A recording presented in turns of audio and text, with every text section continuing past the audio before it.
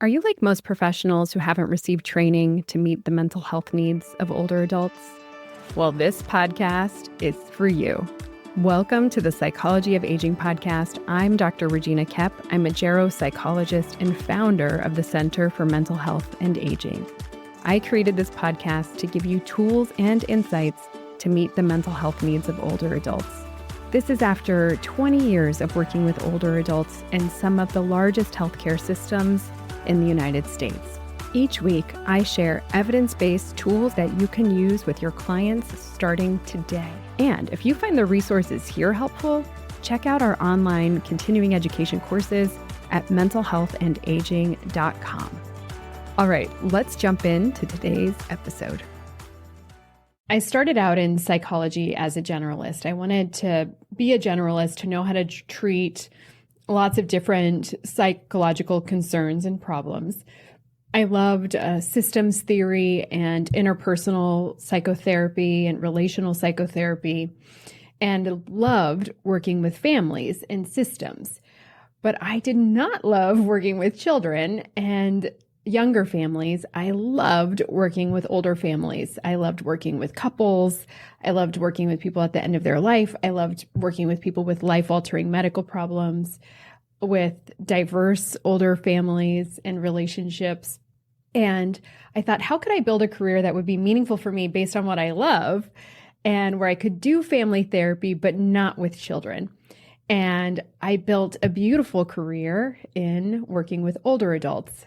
There are so many lessons that throughout my career, older adults have taught me. And today I want to share 5 of those lessons with you. The first life lesson that I've learned from 20 years of working with older adults is life is short. Embrace each moment. So I had kids in my 40s. I loved my life before kids, and I love my life with kids.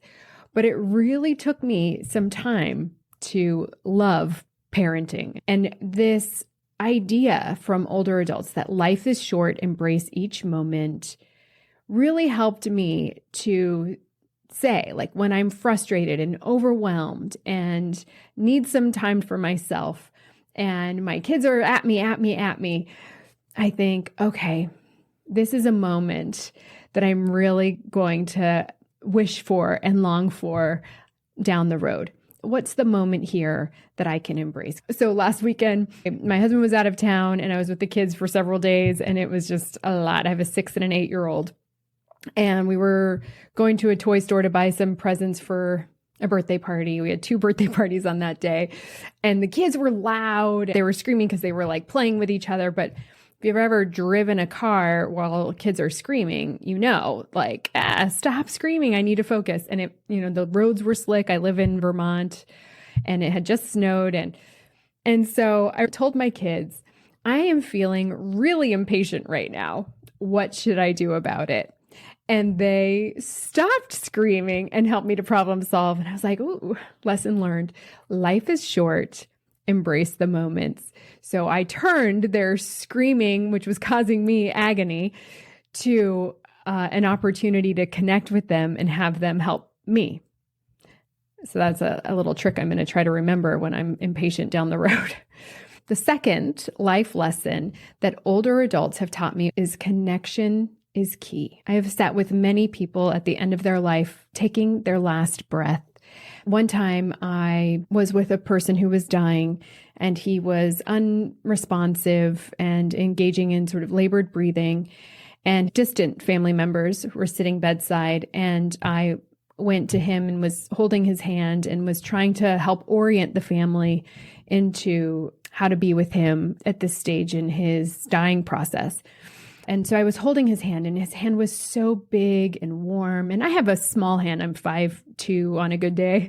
And I was holding his hand, and he was holding my hand.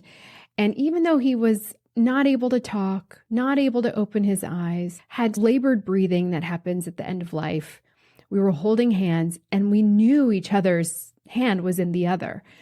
And so we held hands for a very long time. I oriented the family about how to be with him right now. And I remember I put his hand down against his own body, and because I was going to take my leave from the room and let the family have their time. And he moved his hand back to mine, like reached back for my hand. Human connection is key. So I moved his hand over to his family member's hand and kind of sealed them together and then took my leave. The third life lesson that older adults have taught me in my 20 years of working with them is to develop and cultivate and be relentless about your sense of meaning and purpose in the world. For me, I have lots of big ideas. Every day I have a new idea of what I want to create and what I want to do. And really, I have to ground myself into what is my true meaning and purpose in this world. For me, that is a lot of healing and promoting a sense of health and well-being, a sense of connection, creating an impact focused on health and well-being in the world. That might take different shapes and forms, but that's ultimately what it is, that I want to be a part of a healing process for myself and for others. I was putting together a presentation, and I like to look for images and stories and pictures to inspire people. I found this image of a woman who was 73 on top of a Habitat for Humanity house, pounding in the frame of the roof of a house. And this woman had like really cut arms and was really healthy on top of this roof. My impression was that she had this sense of meaning and purpose, that part of her meaning and purpose was to serve and to ensure that people had housing, that she was active and engaged in something that was of service and was part of providing health and wellness to other people, shelter to other people. And that was a powerful image for me, because what her muscles represented to me was that she also cared for herself, that not only was she serving others, she was also taking the time to take care of herself. And so developing and cultivating a sense of meaning and purpose is really key, because when our bodies, and her body will, and my body will fail us, and we will become sick, and we will become frail, and we will have needs. And when we do, can our meaning and purpose still encourage us to build a life worth living, to have a life worth living, to have a sense of purpose in this world? Some questions to help you think about your life purpose. What do you value? What are you passionate about? What accomplishments are you most proud of? What unique abilities do you have that set you apart from others? And not like skills.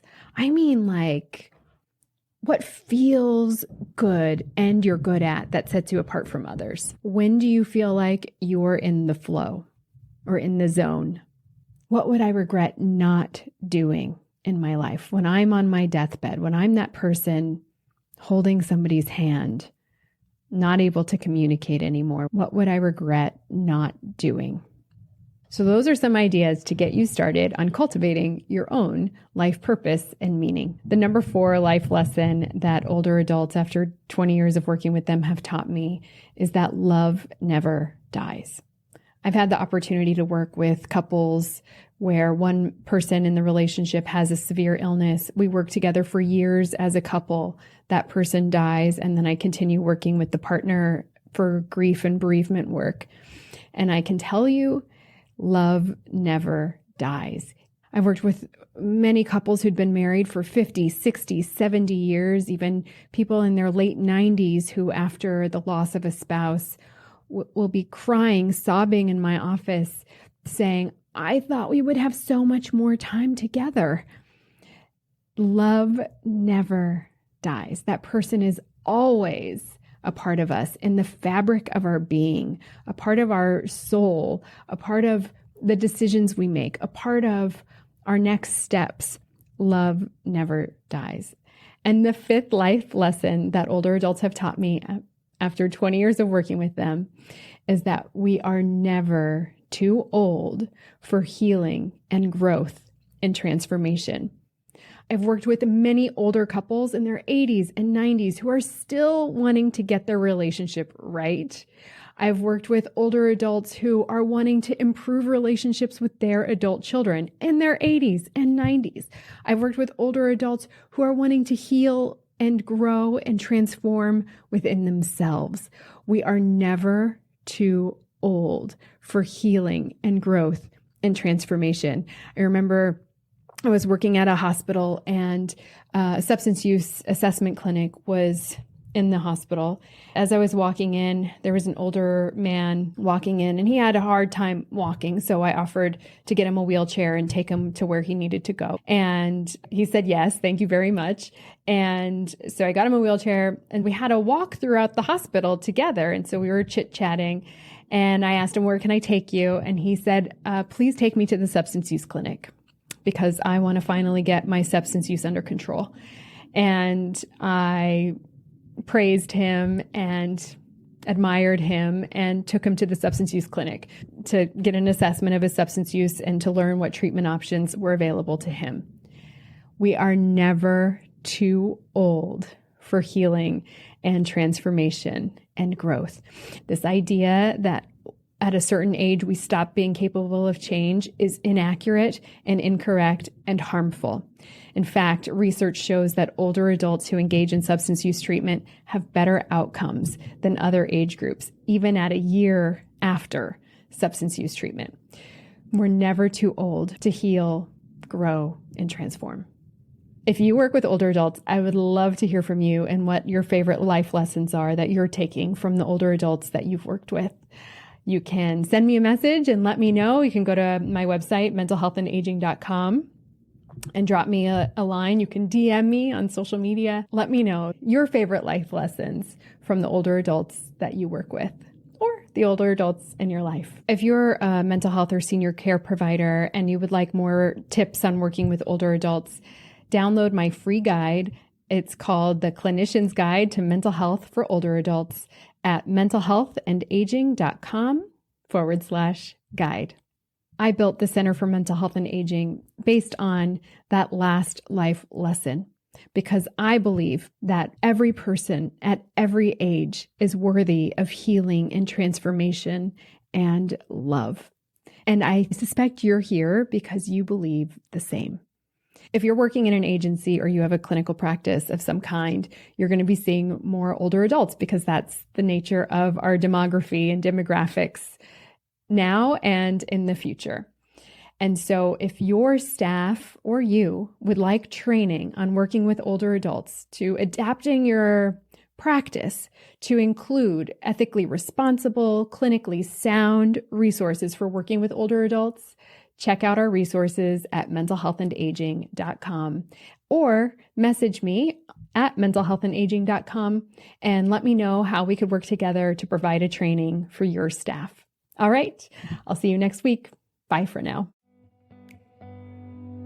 Calling all mental health providers. Have you been feeling ineffective, stuck, or unsure of how to best help your client with memory loss? Well, it's not your fault. Most therapists haven't had any training in addressing memory loss or cognitive changes in therapy. But I got something for you. In my free 10-minute video where I walk you through 5 steps for helping your clients presenting with memory loss, you'll learn the difference between memory loss and mental health concerns for older adults and how to help. Get this free training and a bonus workbook that you can start using in your clinic today. Simply go to www.mentalhealthandaging.com/clarity to learn more. That's www.mentalhealthandaging.com/clarity, CLARITY.